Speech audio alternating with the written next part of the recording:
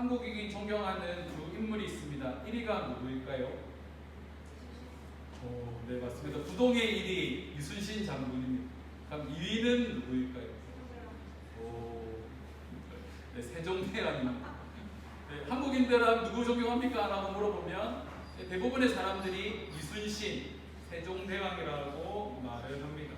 특별히 이제 세종대왕에 대해서 좀 살펴볼 텐데, 이 왕의 호칭 중에 이 대왕이라는 호칭이 붙는 사람들이 있습니다. 온 나라를 혁명적으로 변화시킨 위대한 업적을 남긴 사람들을 이 대왕이라고 말하는데, 딱 우리나라 역사에 두 사람이 있습니다. 누구일까요? 뭐요? 그쵸, 강개토 대왕 그리고 세종대왕, 두 사람밖에 없습니다. 그만큼 한국 사람들이 이 강개토 대왕과 세종대왕을 존경한다라는 의미이기도 합니다.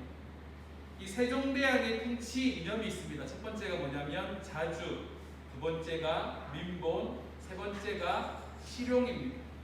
그 중에서도 이 민본에 대해서 우리가 좀 생각해 볼 텐데, 이 민본이라는 것이 뭐냐면 백성이 나라의 근본이다라는 생각입니다. 우리가 드라마나 영화나 이 세종과 관련된 그런 것들을 보면 세종이 누구보다 백성들을 사랑하고 백성들을 위해서 헌신하는 모습을 볼 수가 있습니다. 이 민본 정책에 있어서 가장 핵심이 되는 것이 바로 백성인데, 그러면 이 백성이 누구에게까지 해당이 되는가에 대해서 생각해 봐야 하는 거죠. 이 세종이 생각하는 백성은 누구에게까지일까요?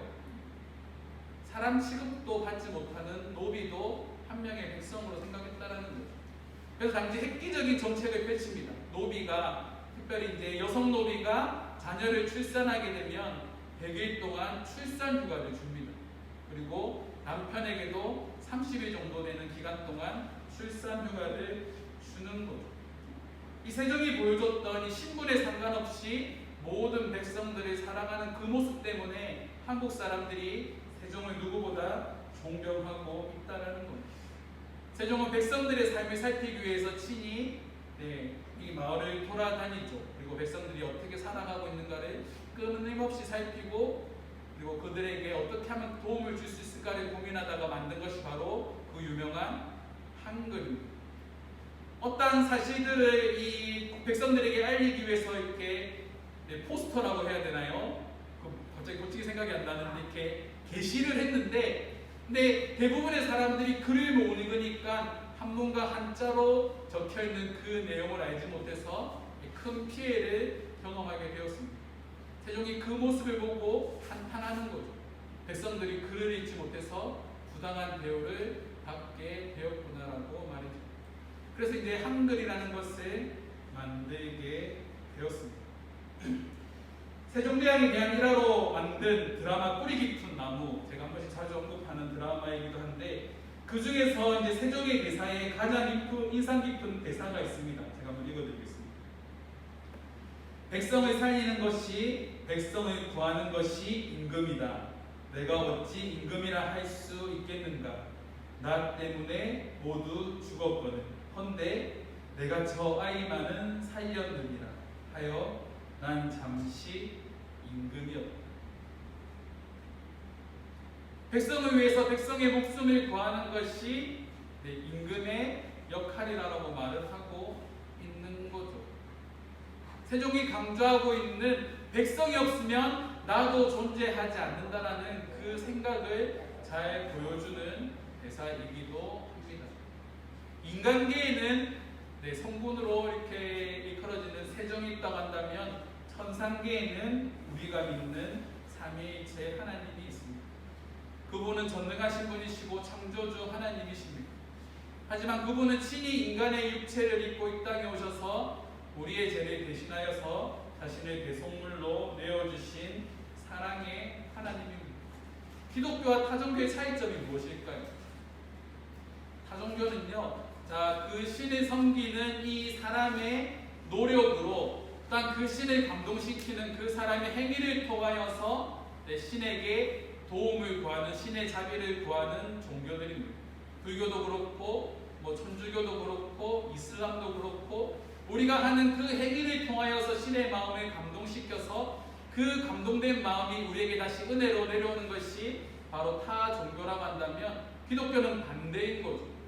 기독교는 내가 먼저 그 신에게 찾아가는 것이 아니라 그 신이 우리에게 찾아온 종교라는 겁니다. 그 신이, 그 신적인 존재가 자발적으로 찾아오셔서 우리에게 은혜를 베푸시는 거죠. 오늘 본문 말씀은요, 그렇게 찾아오신 분을 겸손의 왕으로 소개하고 있습니다. 우리가 살펴보진 않았지만 제가 가진 성경책으로 2장의 소제목에 보면 그리스도의 겸손이라고 적혀 있습니다. 오늘 말씀을 통해서 우리 겸손의 왕으로 오신 그 예수 그리스도에 대해 함께 살펴보기를 원합니다. 바울은 2장 5절 말씀에서 빌립보 교회를 향해서 그리스도 예수의 마음을 품으라고 말을 하고 있습니다. 그렇다면 그리스도 예수의 마음이 무엇일까요? 우리 6절 말씀에 보면 그는 근본 하나님의 본체시나 하나님과 동등됨을 취할 것으로 여기지 아니하시고라고 말하고 있습니다.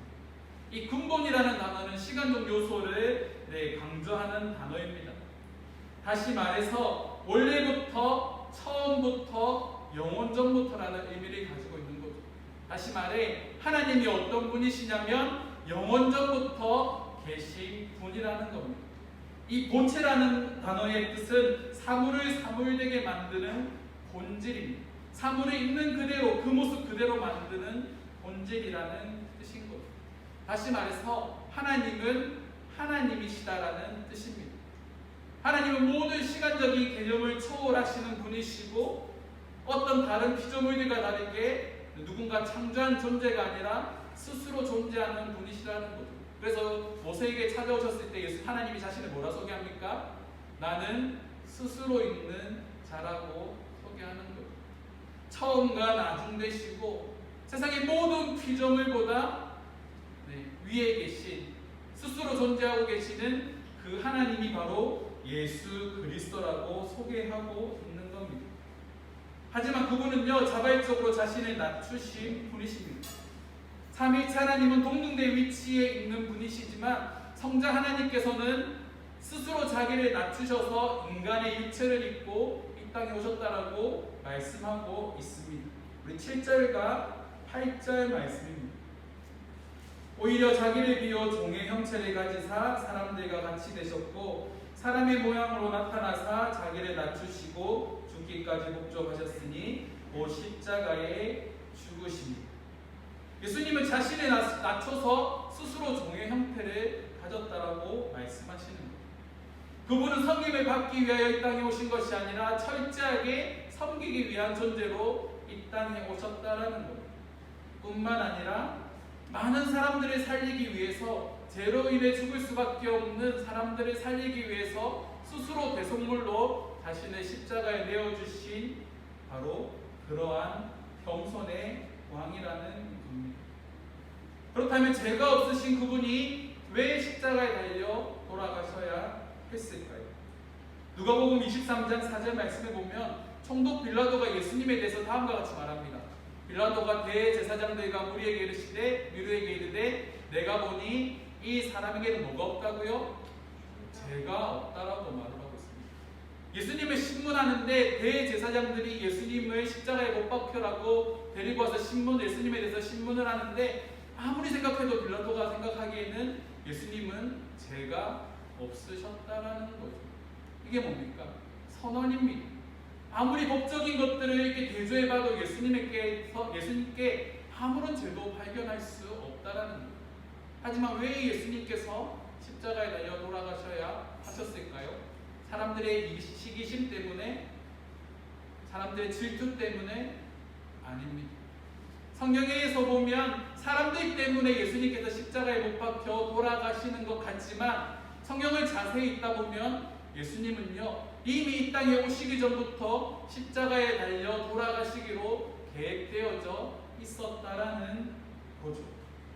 그분은 친히 유월절 어린 양이 되셔서 이 땅에 오시고 또한 그 자신의 목숨을 우리에게 내어주심을 통하여서 깨어진 하나님과의 관계를 회복시키기 위한 존재로 이 땅에 오셨다라는 사실입니다.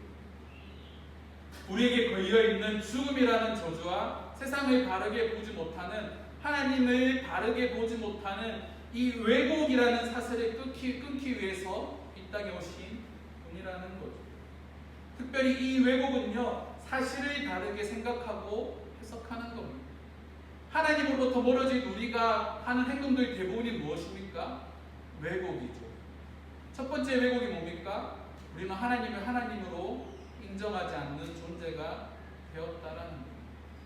또 우리 안에는 왜곡이 뭡니까? 다른 사람을 있는 그대로 바라보지 못하는 시선이 우리에게 주어졌다라는 거예요.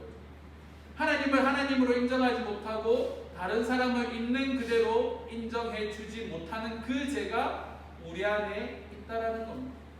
말 그대로 선과 악을 알게 하는 그 모습들이 내가 기준이 되어서 다른 사람을 판단하고 정죄하는 모습으로 바뀌게 되었다라는 거죠. 또한 이 왜곡은요, 하나님이 아닌 다른 것으로 나의 공허함을 채우게 만들었다라는 거예요. 인간은 하나님으로만 만족할 수 있는 존재로 지음을 받았습니다. 우리가 찬양하는 것처럼 주님 한 분만으로 나는 만족해라는 이 고백이 창조되었을 때의 우리의 모습이라는 거죠. 하지만 우리는 어떻게 되었습니까? 하나님이 아닌 다른 것으로 우리가 만족감을 얻으려고 하는 거죠. 나의 모습을 이렇게 비춰보았을 때 여러분 무엇으로 만족하며 살아가고 계십니까? 정말로 하나님 한 분만으로 만족하고 계십니까? 은과 금이 내게 없고 내가 부유하지 않는다고 할지라도 주님 우리가 주님 한 분만으로 만족할 수 있습니까? 대부분의 사람들이 저 또한 그렇게 살고 있지 못하다는 거죠.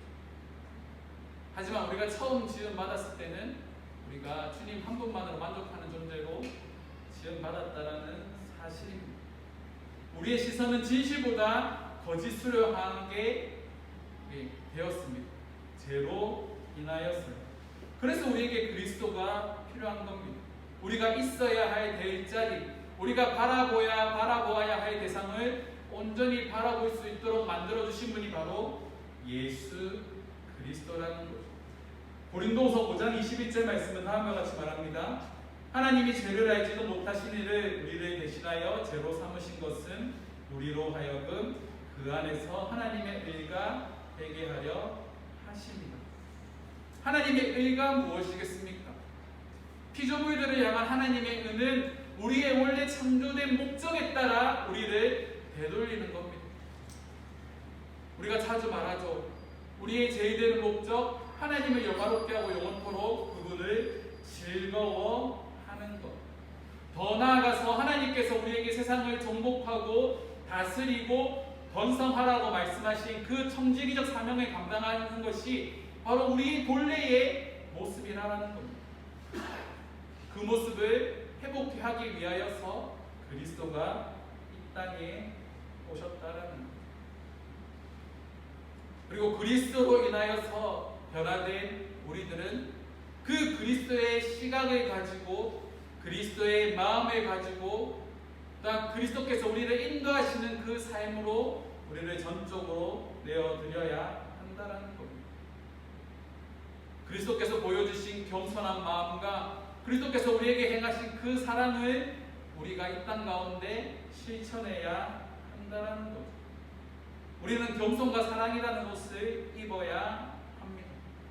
겸손은 나보다 남을 낮게 여기는 마음입니다. 내가 다른 사람에 의지해 있는 것이 아니라 철저하게 낮아진 자리에서 상대방을 대하는 것이 바로 겸손이라는 거죠. 우리가 겸손해야 될 이유가 무엇입니까? 우리가 섬기는 왕이 겸손의 왕으로 오셨기 때문이죠. 우리가 바라보고 지향하고 쫓아가고 계신 그분이 스스로 겸손의 왕, 사랑의 왕으로 오셨기 때문에 그분을 믿는다고 고백하는 우리 또한 겸손과 사랑으로 살아가는 존재가 되어야 한다는 겁니다. 그리고 그분께서 우리에게 동일하게 명령하고 계시지 않습니까? 하나님을 사랑하고 이웃을 내 몸과 같이 사랑하라. 그것이 우리를 부르신 하나님의 목적이라는 겁니다. 특별히 하나님께서 우리에게 말씀하시는 사랑은 아가페의 사랑입니다. 무한한 사랑, 끝이 없는 사랑, 포기하지 않는 사랑, 그것이 우리에게 주어진 사랑의 모습이라는 거죠. 이게 참 어려운 것 같습니다. 무한한 사랑을 부어준다, 누군가를 아무런 조건 없이 사랑한다, 이거는 정말 불가능의 영역인 것 같습니다. 하지만 노력할 수는 있습니다. 온전히 사랑할 수는 없지만 사랑하기 위하여서 발버둥 칠 수는 있는 거죠. 내 스스로 나의 의지를 들여서 다른 사람을 섬기는 그 섬김들을 통하여서 하나님께서 우리에게 부어주시는 은혜가 있음을 우리가 기억해야 합니다. 2장 10절 말씀, 우리 이 말씀을 함께 읽겠습니다. 이러므로 하나님이 그를 지극히 높여 모든 이름 위에서 뛰어난 이름을 주사 하늘에 있는 자들과 땅에 있는 자들과 땅 아래 있는 자들로 모든 무릎을 예수의 이름에 꿇게 하시고, 하나님께서는 그리스도를 죽음이라는 낮아짐의 자리에 내버려 두지 않습니다. 그가 죽은 이후에 그를 다시 일으키셔서 부활하시고 다시 하나님 우편에 앉게 하시는 거죠. 이 하나님 우편에라는 이 자리는요, 통치자의 자리입니다. 왕과 동일한 권한을 가진 이 왕의 아들, 왕자로서의 그 능력을 다시 한 번 더 회복시키셨다라는 겁니다. 이 말씀은 우리에게 한번 적용해 봅시다. 그리스도께서 친히 낮아지셨을 때 하나님께서는 그분을 다시 올리셨습니다. 우리가 철저하게 낮아지는 자리로 나아갈 때 하나님은요, 우리를 높아지게 만드시는 분이십니다. 예수님께서 비유로 말씀하신 말씀이 있지 않습니까? 잔치상을 이렇게 베푼 한 사람이 있습니다. 잔치를 베풀었는데 많은 사람들이 다 상석에 앉으려고 하는데 그 중에서 제일 높은 위치에 있던 사람이 그 상석의 자리에 앉지 않고 가장 낮은 자리에 앉아 있었습니다. 그리고 그 모습을 주인이 본 거죠. 다른 사람들은 아무런 말도 하지 않습니다. 그 사람이 그 자리에 앉아 있는데 다른 사람들은 자신이 앉아 있는 그 자리에만 신경을 쓰고 있는 거죠. 그런데 주인이 옵니다. 주인이 그 가장 낮은 자리에 있는 최고의 권위를 가진 사람을 보게 되는 거죠. 그리고 그 사람을 일으켜 세워서 그가 있어야 되는 본래의 자리로 이렇게 돌려 보냅니다. 그 모습이 더 멋져 보인다라는 거죠. 더 영광스러워 보인다라는 거죠. 나 스스로 높아지는 것이 아니라 다른 사람을 통하여서 높아지는 것이 진짜 멋진 사람이라는 겁니다. 우리의 삶도 그렇게 해야 되는 거죠. 아무도 지금은 인정해 주지 않지만 내가 아무리 겸손한 모습으로 다른 사람을 섬기고 사람으로 품는다고 해도 아무도 나를 인정해 주지 않고 아무도 나에게 뭐 잘했다 뭐 칭찬하지 않지만 한 가지 확실한 것은 하나님께서 분명히 그 사람을 높여주시는 때가 있다는 겁니다. 제가 사역을 시작할 때 그랬거든요. 제가 뭐 10년 동안 예배 사역을 마무리하고 이제 제 사역의 2분기죠. 거리로 나가서 아이들을 만나기 시작할 때 정말로 많은 사람들로부터 질타를 당했습니다. 뭐 저도 똑같았습니다. 뭐 저도 교회 안에서만 사역하는 게 저의 사명이라고 생각을 했고 철저하게 교회 안에서만 이렇게 사역을 하다가 뭐 우연찮게 교회 밖의 사역들을 밖에 있는 아이들을 만나기 시작했는데 그 아이들을 만난 이후부터 뭐 사람들로부터 쓴소리도 많이 듣고 뭐 듣지 않아야 되는 욕도 듣고 왜 니만 그렇게 유독 튀느냐 뭐 이런 얘기 참 많이 들었습니다. 근데 문득 제 안에 드는 생각이 있었습니다. 과연 하나님 앞에 섰을 때 하나님께서 보셨을 때 누구에게 예수가 더 필요할까라는 그런 고민을 끊임없이 제 안에서 던졌습니다. 그리고 자연스레 저는 뭐 세상을 향해 저의 시선이 향하기 시작을 했죠. 그렇다고 해서 뭐 교회 사역을 열심히 하지 않은 것도 아닙니다. 맞지 도영아? 네, 둘 다 열심히 했지만 밖으로도 뭐 저의 마음을 많이 향하게 만들었다는 거죠. 참으로 놀라운 것은요, 처음에는 이 사역을 하는데 참 외로웠습니다. 1년 동안 이 사역을 하는데 너무 많이 혼나니까 혼나는데 좋고 막 이 마음이 서로 이렇게 공존하면서 막 교회 오면 마음이 불편하고 밖에 나가면 되게 마음이 편안해지는 막 그런 것들이 공존하는 가운데 자연스럽게 혼자라고 생각했던 그 길에 이미 그 길을 걸어가고 있는 많은 선배들을 만나게 되었습니다. 욕만 먹다가 그분들을 만나서 그분들이 저를 칭찬해주고 잘하고 있다라고 말씀해주기 시작하니까 다시 그 길을 계속 걸어갈 수 있는 힘이 생기기 시작했습니다. 그리고 그 길을 계속 걸어가다가 이영교회를 개척하게 되었습니다. 예수님께서 하셨던 사역들을 곰곰이 한번 되짚어 보았습니다. 근데 사도행전의 말씀을 다시 읽으면서 예수님께서 어떤 자들을 향해서 나아가셨는가를 살펴보았습니다. 예수님은 정확하십니다. 소외된 자, 가난한 자, 사람들로부터 손가락질 받는 자, 귀신 들린 자, 병든 자를 향해서 예수님은 나아가셨다는 거죠. 그 당시에 예수님의 별명은 세리와 죄인들의 친구. 당시 사람들로부터 손가락 받는 자들에게 예수님은 나아가셔서 그들의 친구가 되어주셨다는 거죠. 왜 교회가 가난한 사람들, 다른 사람들 섬기는 일에 우리의 시간과 물질과 에너지를 쏟을까요? 예수님께서 그 길을 이미 걸어가셨기 때문입니다. 아까 제가 말씀드렸다시피 우리가 섬기는 겸손의 왕으로 오신 그분이 이미 그 길을 걸어가셨기 때문에 우리가 왕으로 고백하는 그분이 그 길을 걸어가셨다면 우리는 일말 무슨 다른 핑계거리가 없는 거죠. 당연히 그 길을 걸어가는 것이 우리가 마땅히 걸어가야 되는 삶의 모습이라는 거예요. 교회는 그 길을 쫓아가는 길입니다. 빌립보 교회를 향해서 바울이 뭐라 말하고 있습니까?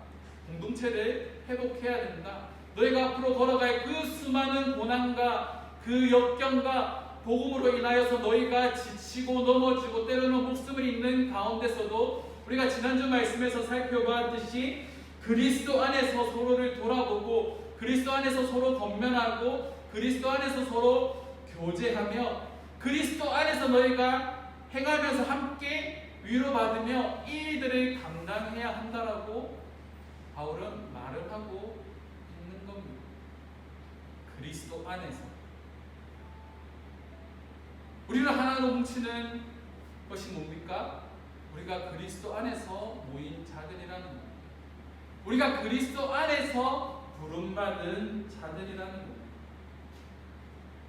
그리고 우리를 위하여 이 땅에 오신 분은요, 스스로 자기를 낮춰서 십자가에 달려 돌아가신 그 예수 그리스도라는 사실을 우리가 잊지 말아야 하는 거죠. 그렇기 때문에 우리가 해야 하는 일이 있습니다. 11절 말씀입니다. 이 말씀을 함께 읽겠습니다. 모든 입으로 예수를 그리스도를 주라 시인하여 하나님 아버지께 영광을 돌리게 하셨느니라. 모든 입으로, 모든 사람으로 하여금 우리가 해야 되는 일은 예수 그리스도가 누구시라고요? 주, 우리의 주인이시다라는 고백을 사람들에게 하게 만들어야 하는 거예요. 나의 겸손한 모습과 그리스도를 닮은 그 사람을 통하여서 많은 사람들이 예수를 주로 고백할 수 있게 되어야 한다는 겁니다. 저와 여러분들이 그 길을 걸어가기를 원합니다. 우리의 삶을 통하여서 우리의 주님이 세상 사람들에게 주로 고백되어지는 그 순간을 위해 우리는 나아가야 한다는 겁니다. 그것이 우리가 걸어가야 할 믿음의 삶입니다. 말씀을 정리하겠습니다. 여러분들은 그 길을 걸어갈 준비가 되셨습니까? 그저 작정하고 그저 생각에만 머무는 것이 아니라 이제는 우리가 그 길을 걸어가야 한다는 거죠. 위기가 있는 곳에 기회가 있습니다. 사람들이 기독교를 향하여서 예수 믿는 사람들을 향하여서 정죄하는 이때에 진짜 그리스도인의 모습을 보여줄 때 그들 가운데 있는 그리스도인에 대한 선입견이 사라질 줄 믿습니다. 그 일을 위하여 저와 여러분들이 쓰임받